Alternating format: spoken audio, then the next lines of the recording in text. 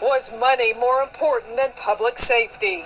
I got pulled over 5 times within 4 days. Do the changes go far enough? Our goal is to have a Brookside Police Department that treats everyone with dignity and respect. Brookside in the spotlight. We're just a tired community. But policing for profit stretches across the country. The real cost and the push for change.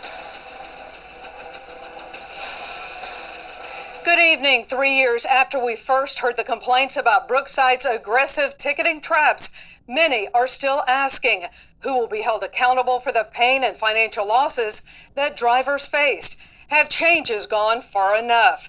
Intimidation, shakedowns, harassment, too many accounts to dismiss as just disgruntled ticketed drivers.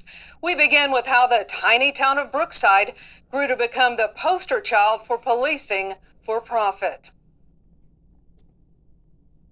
She left her out here by herself, man. It was abandoned right here. We're going to deal with this. What's your name?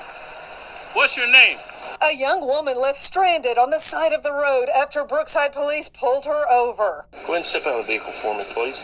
Why do I have to step out of the vehicle? You're failing to answer my questions. Go ahead and step out of the vehicle. How do I fail to answer your question? I don't have to answer your question. Put your hands behind your back.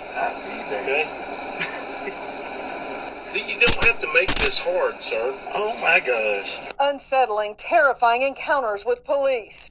ABC 3340 News first started getting complaints about Brookside officers in 2019. Drivers claiming police were patrolling outside jurisdiction, hitting them with an extreme left lane citation before the state's move over law was even in effect. Then tag lights out with the tickets piled on. Drivers allege when they complained, threats followed. He said, well, the judge has issued 2 warrants for your arrest.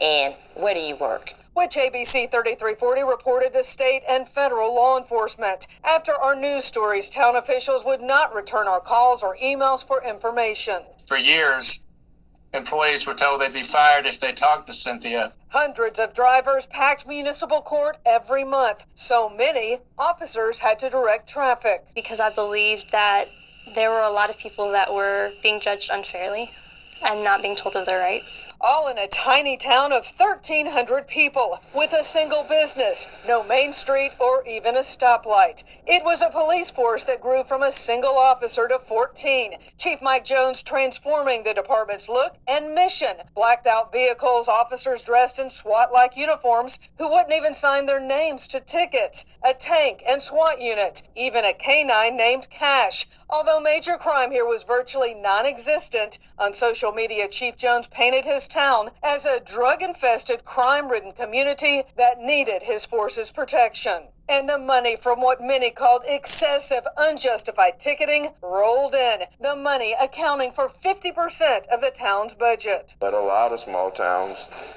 operate on that model. Attorney Terrell McCants represents drivers who feel their rights were violated in Brookside. He says the police department's requests for cash to get out of jail rather than going through a bail bondsman were a red flag. If you give us the money, we'll let you go, which is highly unusual for municipalities. Yeah, give us $600, give us some cash, and you can go.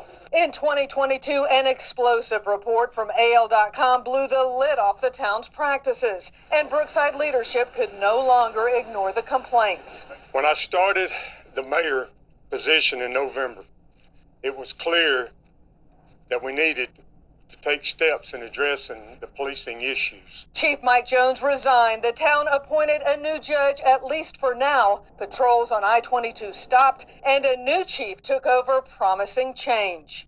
With strong rules and regulations, we hope and we pray with the help of our citizens that we'll get it right this time. A scathing state audit found the town's finances, record-keeping, and evidence in disarray. And many other investigations were launched, those findings still not in.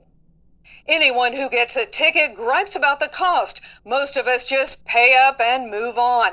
But when we sat in on Brookside's municipal court 2 years ago and heard the fines and fees stacked on defendants in the thousands of dollars, it was alarming.